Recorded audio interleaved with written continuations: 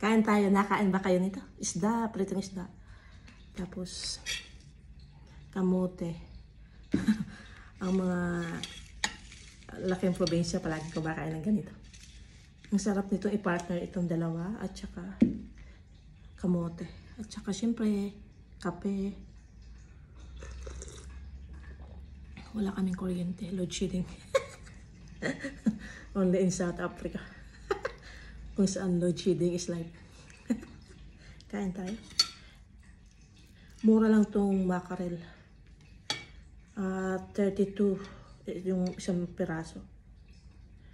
Almost 100 pesos. Sa probinsya, ito palagi kong kinakain. Kamote at saka prito or sugba. Ang sarap. Kung rich kid ka, di mo ito na-try.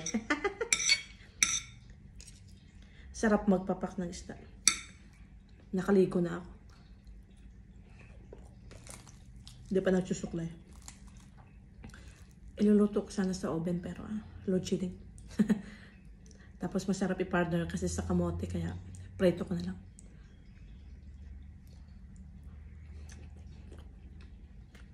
Sarap.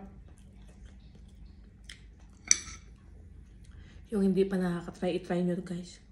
Gusto ko sanang lagyan ng butter yung sweet potato pero may isda naman. Okay na.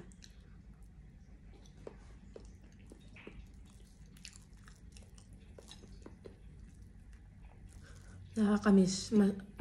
Masarap talaga pag sugba din, sugba. Lalo pag sariwang isda. Malapit lang kasi kami sa dagat sa probinsya namin. Super. Laking isla.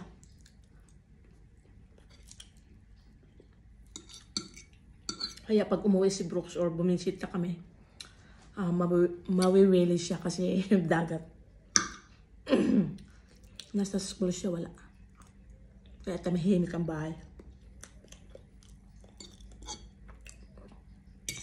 Nakapaglinis na tapos mamaya pagdating niya, nandiyan na naman nagkalat. Hindi talaga maiwasan pag may bata.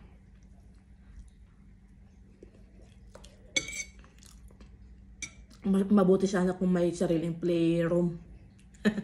Di makalat.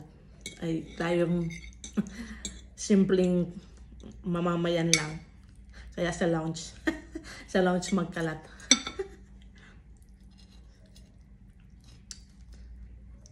Gustong gusto niya kasi pumasok. Kasi may mga kalaro siya. Pag dito sa bahay si mami at saka si daddy lang. Mas gusto niya sa school. Anyway guys, have a nice, blessed Tuesday. God bless. Ingat tayo. Thank you for supporting us all the time. God bless.